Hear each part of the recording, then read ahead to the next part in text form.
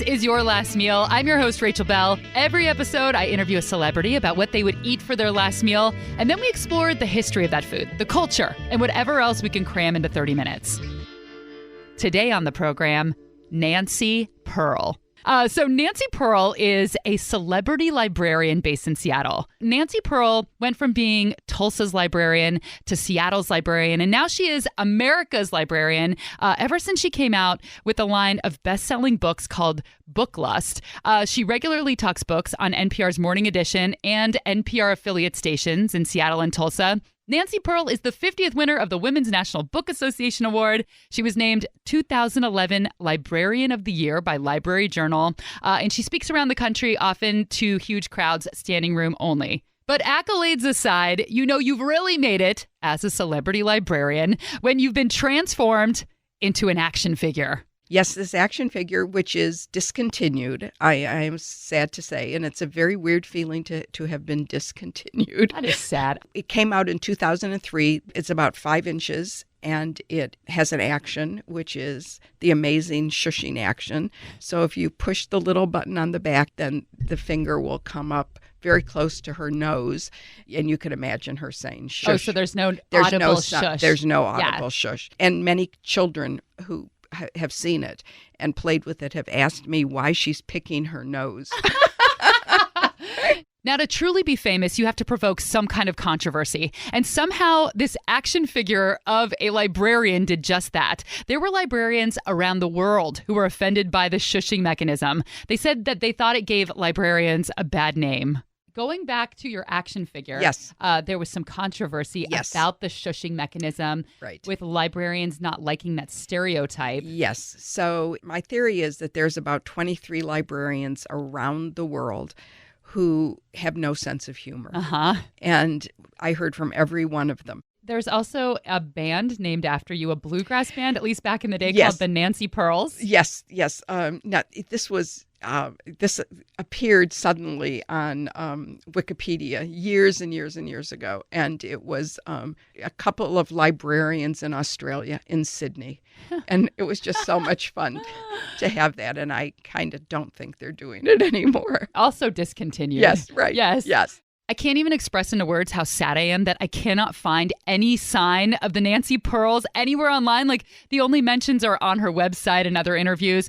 So unfortunately, I cannot share the musical stylings of the Nancy Pearls with you. But I like to imagine that it's equal parts banjo and shushing.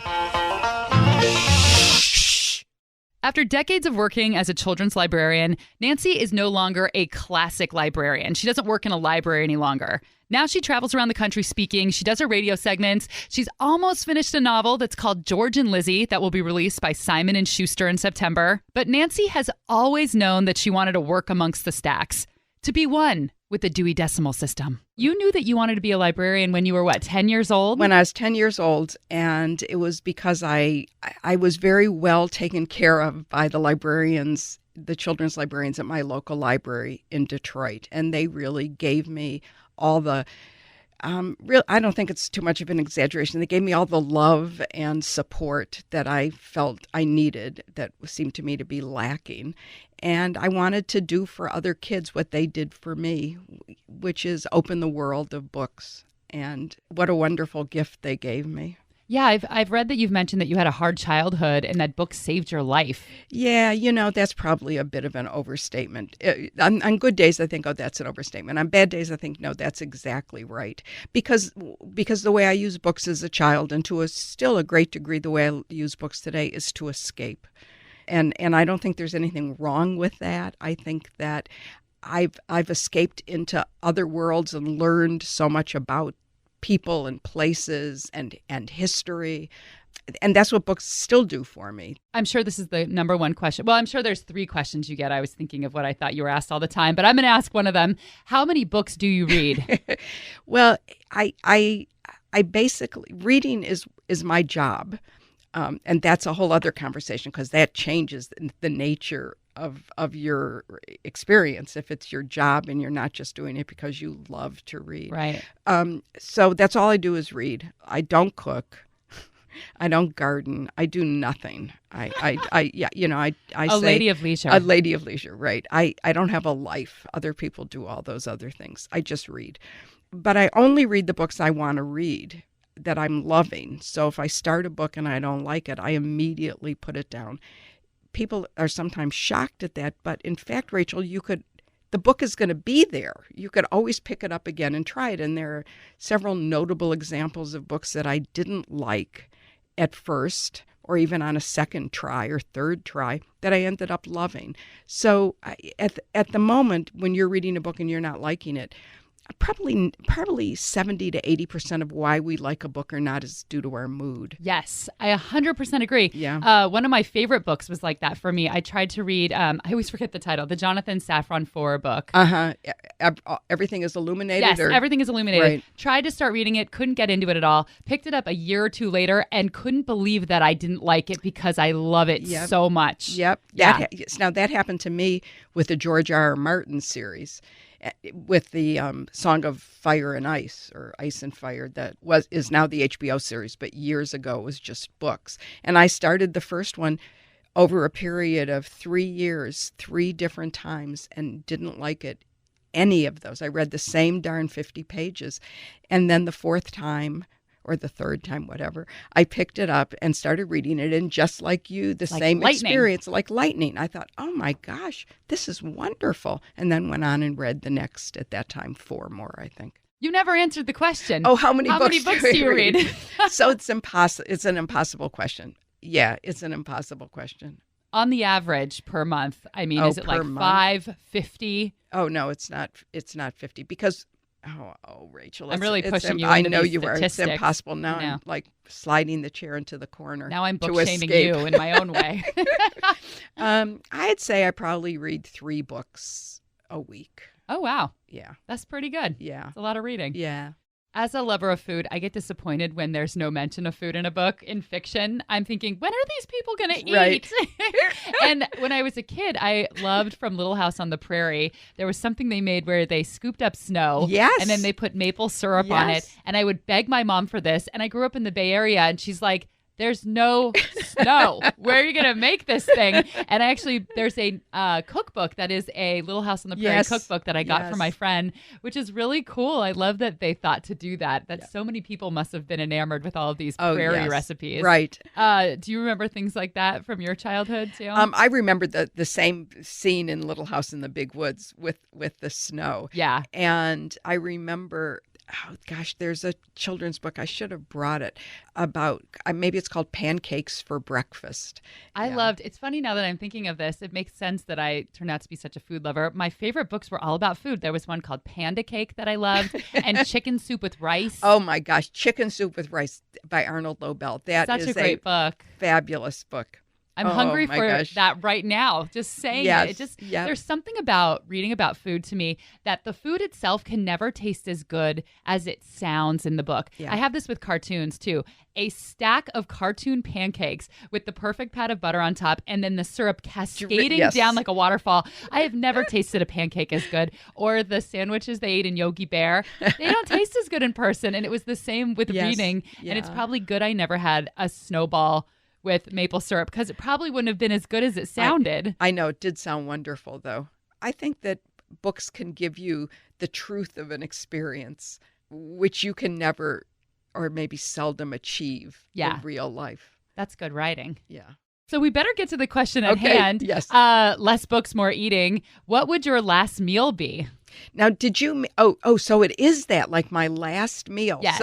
So that's how I had been thinking of that question, and then I thought yesterday, well, maybe she just means, what was your last meal that you just ate? So you had to eat something like really impressive before you came here, so you could brag about it. Yeah. Right. Yeah. Well, that would be popcorn and baked squash. That's my go-to dinner. Let's see. My last meal would probably be like a meatless spaghetti dinner with good bread. That sounds good to me. And because I'm a carbohydrate addicted sort of gal. Me too. Yes. Yeah. Did you say with bread? Yes. What you said? With okay. Bread. Yes. So is this a comfort food? It is a comfort food, but You know what? Even more would be a comfort food would be good macaroni and cheese. In the joy of cooking, there's a great baked macaroni and cheese recipe. So you say you don't cook, but Right. you are Here I referencing a am. cookbook. Is this something Right. you would assign to someone else to do for you? Well, yeah, wouldn't that be nice? Well, I have two daughters, and when they were living at home and little, I was that earth mother kind of mom, and so did all that kind of stuff. Natural peanut butter and the very wheaty bread. Right. Yes. Yes. All the things And we wanted to trade our lunch for at school. Exactly. Right. But baked macaroni and cheese was a favorite of everybody's. And my daughters, when they come home, still really love that. Nancy, a.k.a. the carbohydrate queen, also mentioned that she wanted her mac and cheese with a side of bread. So what kind of bread would you want with your mac and cheese? Well, I'd want, I think, the Grand Central sourdough. And toasted or untoasted? Untoasted. Butter? Butter. Okay. So it has to be really fresh then, I Yes. feel. Yes. Yeah. Absolutely. And what goes into this mac and cheese? Well, just actually macaroni and cheese and milk. Yeah. And then you just bake it. Oh, and then you put breadcrumbs on top. And that's very important, are those breadcrumbs, because that crunchy thing is what makes the macaroni and cheese in my mind. And that's what separates it from the not so great the boxed macaroni and cheese. Yeah. So would you make fresh breadcrumbs maybe from this sourdough loaf, or do you use the kind that are in the can? I use the kind that are in the can. Okay. I'm not judging you. I know. Just Good. asking. Good. Yeah. No food shaming either. No food shame. When's the last time you had this dish? Oh my gosh. A couple of years ago for sure. Yeah, I think. Although, this awful weather and the awful things that are going on in the world, I think I'm really retreating to things like baked macaroni and cheese, or, in college, I used to make hamburger stroganoff. Oh, yeah. I know there are plenty. I mean, that's So ridiculous. And that's actually what we're going to have tonight.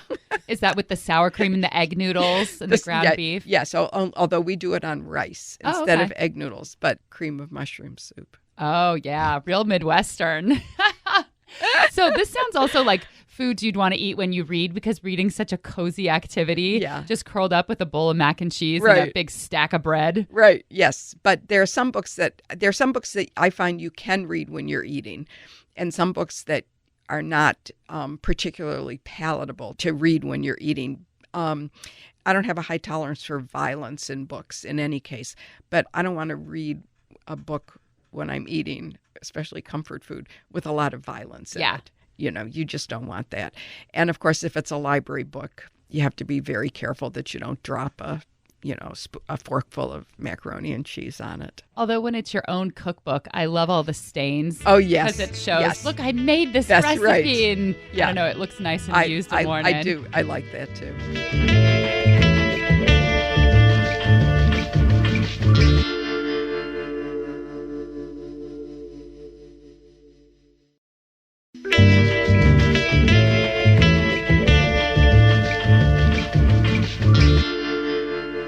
So I looked up the recipe in Joy of Cooking, the recipe that Nancy likes, and it's a pretty classic mac and cheese recipe with a few extra additions that I've never done before when I've made mac and cheese. So it starts with making a classic Mornay sauce, which is basically a cheese sauce. You start with making a roux, you add milk, and then the Joy of Cooking adds a little minced onion, bay leaf, paprika, and dry mustard.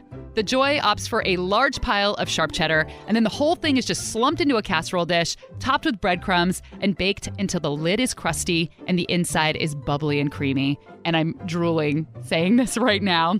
The Joy of Cooking is such a classic cookbook. It's been around since the 1930s, and so many people have learned to cook from this book. Everyone from your mom, and no, that's not a your mom joke, to Julia Child. So I was so thrilled to track down Ethan Becker, who is the grandson of the author of The Joy of Cooking, who still works on the book. My name is Ethan Becker, and I am one of the co-authors of The Joy of Cooking. I've actually been working on the book since 1968. Oh, wow. My grandmother's name was Irma von Starkloff-Rombauer, and she's published the first book in 1931. Where do you live? I'm 8 miles east of the North Carolina line in the middle of the Smoky Mountains. I live 22 minutes from the nearest Coke machine. If you think you've seen marinara-stained, dog-eared copies of The Joy of Cooking on many a cookbook shelf, that's because it has sold more than 18 million copies. It's in its 7th edition, and it's really cool. It's a family affair. So Irma wrote the first edition in the early 30s. She passed the book down to her daughter. Then she passed it down to her son, Ethan. And now Ethan's son is working on the newest edition from his home in Portland, Oregon. And the story behind The Joy of Cooking is quite interesting. So in 1930, just 1 year before Irma Rombauer self-published The Joy of Cooking, her husband committed suicide. She was 52 years old. He left her with $6,000 in savings, and she ended up using half of that money to publish the book. And I love the fact that she was 52 years old when she published this, because Julia Child has always been my hero. And part of the reason for that is because she got her start so late, which gives me hope that I can still create great things when I'm older. So Julia Child was 49 years old when she published her first book, Mastering the Art of French Cooking, which is one of the most classic cookbooks out there. And she was 51 years old when her first TV show, The French Chef, started airing. So yeah, Julia Child was in her 50s. Irma Rombauer was in her 50s. I think a lot of people think that once you get through your 20s and 30s, that's kind of it for putting out great things. So I think it's very promising. A lot of people have The Joy of Cooking on their shelves. It is just maybe in my mind the most classic book. I'm 37 and even people my age use it as a reference all the time. But in 1931, what was the cookbook scene like? What was it like for your grandmother putting this book out on the scene? What did it mean to people of that time? It was an odd time because of the Depression was about to start. There was no power appliances, no dishwashers. A lot of people were still, they were obviously cooking with gas, but also with coal. Cooking was considered to be a chore that people who were of lower station, as it were most likely to be involved in. And here came my grandmother saying, you can have fun with this. It's not necessarily a chore. Be joyful about it. And it struck a chord. And it didn't hurt that she was a very personable person, a person who knew how to tell a story and who loved radio, which was, there was no TV, and she interviewed well. And she got a lot of attention, and people bought books, which was a good thing because she was broke. She was a widow. Her husband had died, and she was 52 years old, and was a very accomplished hostess, but she didn't have a marketable skill in it, as we think of it. So she wrote the book, and it's interesting because one of her relatives actually said to her, "But Irma, if you wrote the book, who would buy it?" She was a great baker, but she wasn't really known as a cook. But she knew who in the family had the best recipes.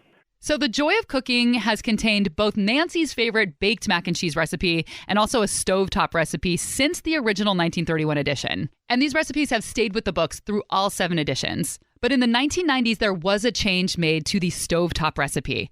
I was in email contact with Ethan's son, John Becker, who seems to know more about these things. And he said in the 90s, they swapped out the classic roux-based cheese sauce with evaporated milk, eggs, and cheese, which, to my knowledge, I've never had a mac and cheese made with evaporated milk, but I imagine it makes it very creamy. In the email, John says it gives the dish a, quote, desirable, gooey texture with a bit less effort. He also says we should have called it Easy Mac. Copyrights be damned. He goes on to say, we are currently working on the new edition and do not plan on changing much in the macaroni department, except to suggest adding 1 cup of chopped drained kimchi. We love the cheese and fermented funk together. So I kind of love this, that The Joy of Cooking actually rolls with the times. I mean, it is kind of like the gray lady of cookbooks, but now they're throwing kimchi into the mix. I love kimchi and have never once thought of putting it in mac and cheese, and I can tell you what I'm eating for dinner tonight. That is producer Aaron Mason, by the way. And yeah, I've had that before at a Seattle restaurant called Cheeky's. And yeah, it makes your mouth kind of pucker. So you get the creaminess and then you get this puckery sourness. It's a really nice juxtaposition. Sweet word. Thank you. We're going to take a quick break, but when we come back, we're going to talk about the blue box versus homemade macaroni and cheese. Should you feel shamed if you prefer the blue box version? And Nancy Pearl will tell us what kind of shoes she wears. Yes, it is hard-hitting news on Your Last Meal.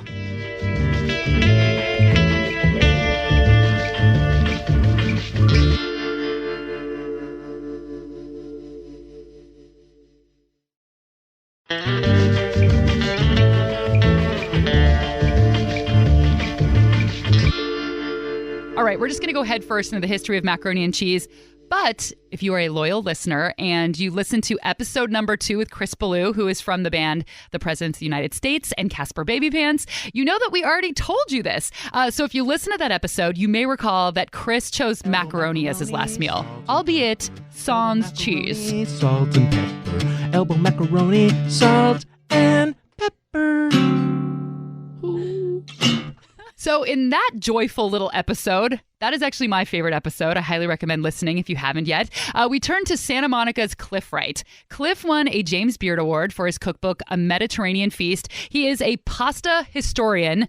Macaroni and cheese as a dish that Americans know certainly became very popular in 1937 when the Kraft Company put it into a box. But it obviously existed before then. We've got Thomas Jefferson, who was quite an Italophile. He goes off to Italy on various diplomatic missions. And because he was our first gastronomic president, he was interested in a variety of Italian foods. He brought back with him a pasta extrusion machine. Jefferson more than likely encountered pasta with cheese in Italy, and the cheese would have been Parmesan. But the main cheese in the American colonies was cheddar cheese, so it's likely that it began to be made with cheddar cheese. But as far as macaroni and cheese goes, that's the most elemental type of food using macaroni that we know, and the earliest example of that is in an anonymous cookbook called the Liber de Coquina, which was written in Latin by someone who was involved with the Neapolitan court under Charles II of Anjou in Naples. And in that book, the recipe is called de lasagnas, which means on lasagna, and it is made by sheets of lasagna that are cooked in water and then tossed with grated cheese. So that would be the first evidence of macaroni and cheese. It is absolutely impossible to talk about macaroni and cheese without bringing up the blue box. So many of us grew up with the Kraft mac and cheese, probably our parents, maybe even your grandparents, since that was invented in 1937. And some people have never had homemade mac and cheese before. Like the Kraft blue box is all that they know and love. So a few years ago, I wrote an article for The Stranger, which is one of Seattle's alternative weekly papers.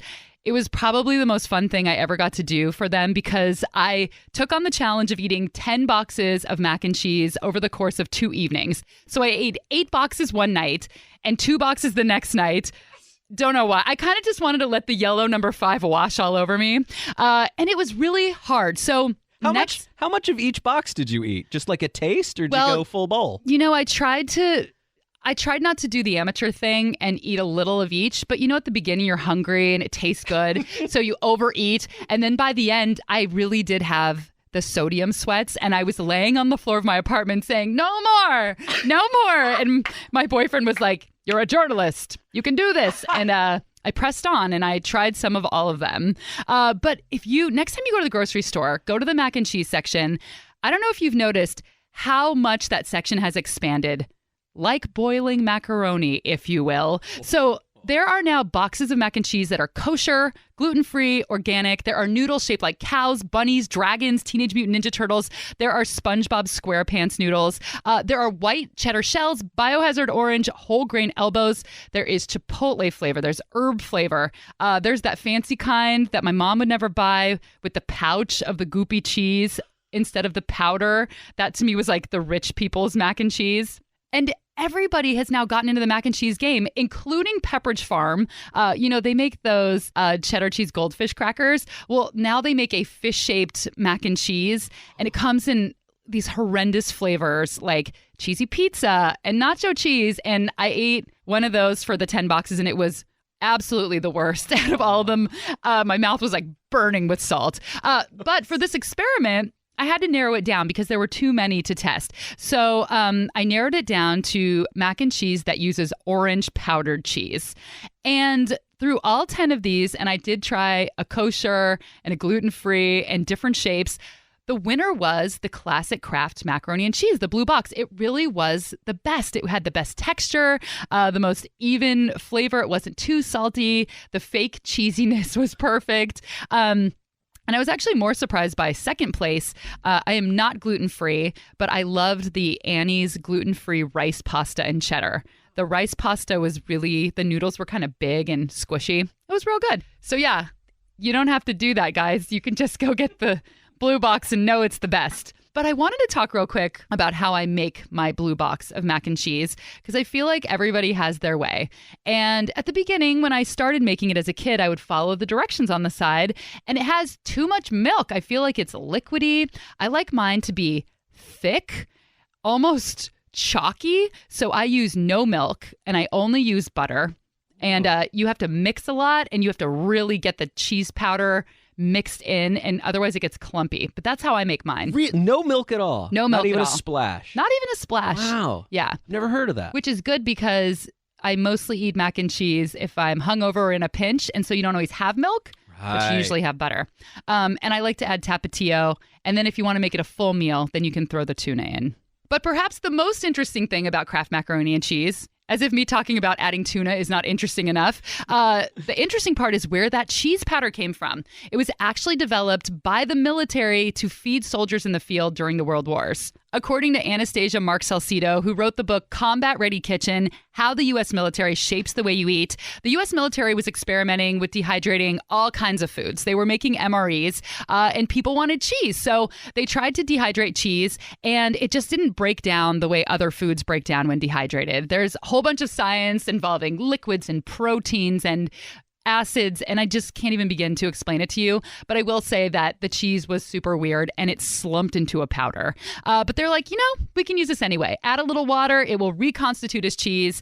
And powdered cheese was officially invented in 1943 by USDA dairy scientist George Sanders. Took the powder, sent it overseas to Army cooks, where it was used as an ingredient. After the war ended, there was a whole little cheese dehydrating industry that had sprouted up, and it had excess product, and it also had no customers.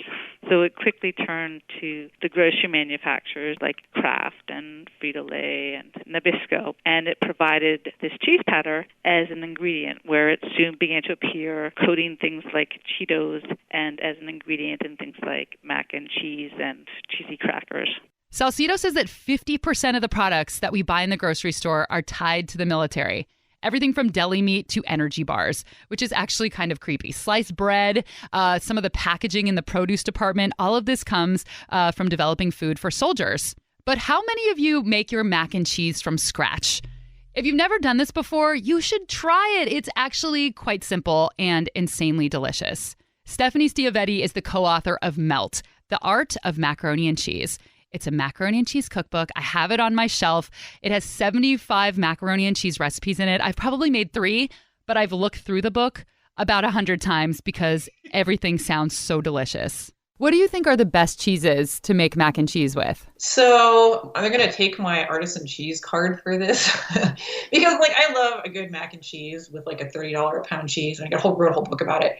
But honestly, some of the best cheeses that you can make a simple dish with are the super melty, super stretchy cheeses, which is why people love Velveeta, right? Because it's made to melt. If you look at the ingredients, it's very small percentage of cheese and a huge percentage of emulsifiers that make it stretchy and hold together and super creamy.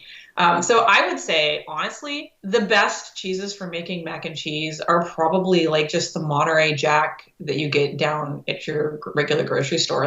Cheddar cheese doesn't melt really well. It gets kind of clumpy. But if you mix it 50% cheddar cheese with 50% Monterey Jack or a Fontina, it melts really well. And then if you want to add a little bit of oomph, if you were to add 10 to 20% grated Parmesan, or even something a little bit more non-standard like goat cheese, you'll get this really beautiful dish that kind of takes you on a flavor journey. You've got the medium sharpness of the cheddar, and you've got the creaminess of the Monterey Jack, and you've got this little bit of sweet gritty bite from the Parmesan, and then maybe just a touch of tart from the goat cheese. I just want it to be stringy. If I go out and have mac and cheese and there's not that string when I pull the fork up, I'm disappointed immediately. I want it to be really creamy and melty. Why do you think that mac and cheese is basically the comfort food for Americans? Well, Americans love cheese. I read some crazy statistic that I don't remember totally accurately, but some huge number of Americans eat 3 pounds of cheese a year.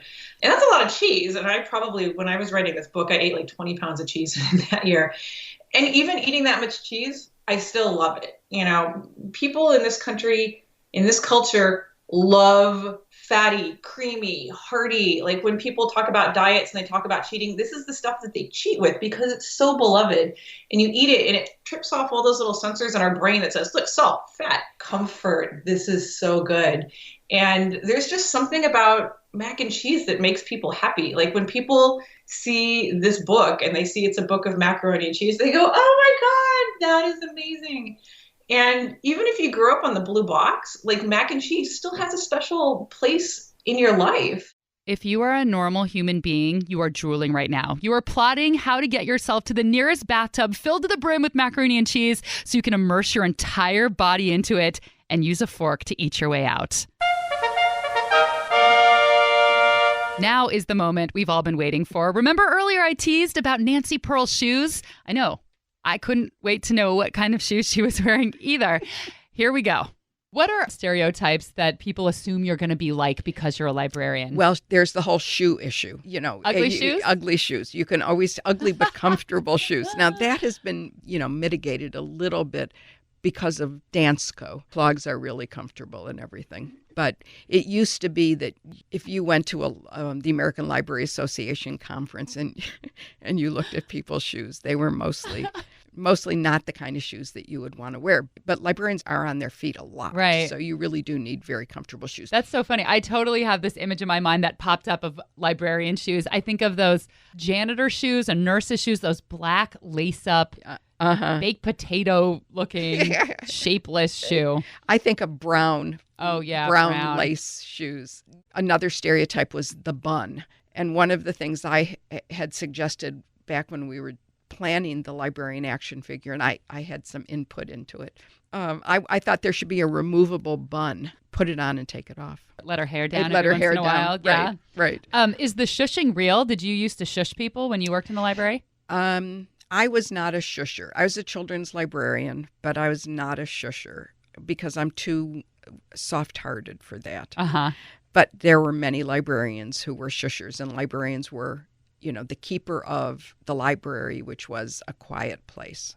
And it's no longer seen that way, understood that way. It's a lot of power being a librarian. There was. Oh, my gosh. The gatekeeper to the books. Sometimes I hear people say, I just can't read. I'm not a reader. Do you believe that that's true? Do you think everyone can be a reader if they found the right book? That's exactly what I would say. I think that not being a reader means that you have not found the book that shows you what reading can do for you, how pleasurable reading is. I mean, I'm like about the joy of reading. The joy of reading, the joy of cooking. The joy of Nancy Pearl. That was Nancy Pearl's last meal. Nancy Pearl is the author of the Book Lust series, including Book Lust, recommended reading for every mood, moment, and reason. You can also hear her on NPR or find her in a carb coma somewhere, hunkered down with a good book. Thank you so much to Ethan Becker from The Joy of Cooking, Stephanie Stiavetti, co-author of Melt, The Art of Macaroni and Cheese. And thanks to Anastasia Mark Salcido, author of Combat Ready Kitchen, How the U.S. Military Shapes the Way You Eat. Thanks to my producer, Aaron Mason, and music, as always, by Prom Queen.